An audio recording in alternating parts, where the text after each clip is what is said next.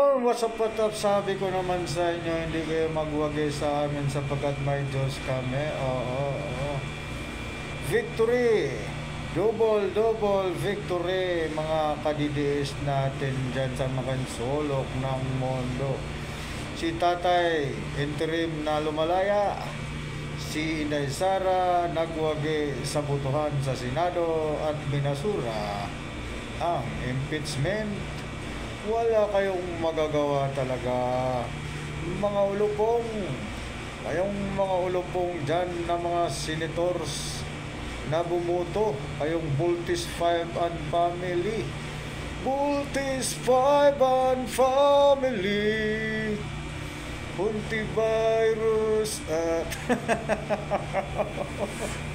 Pimentel.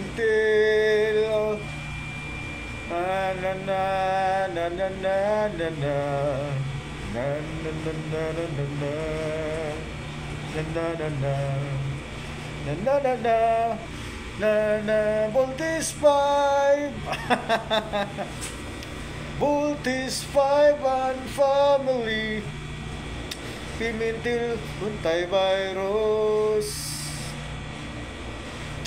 Gatsalyan, Binay na mukhang aswang. Tadadadang, tadadadang, dang dang dang dang dang jump.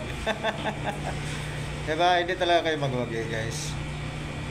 Hindi talaga sila nagwagi sa atin, guys. Alam mo, kasi sa totoo lang, talagang si Tatay Digong lang naman talagang gumawa ng legacy sa bansang Pilipinas. So, Bel inuksa ang droga, 10 years passport, 10 years Siemens book, airport Bohol, airport Cebu Mactan, airport Panglao Bohol, Pordomaling Cebu, yun, oil and gas Cebu. Kaya wala kayong magagawa. Ibat adan. Yun nga, guys, no?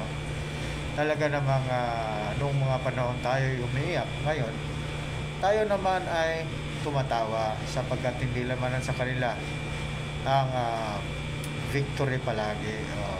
Diba? Sabi ko sa inyo tayo ang magugi sa bandang dulo dahil si Idol, si Tatay Digong lang ang siyang nakagawa ng legasiya. Bye-bye. God bless.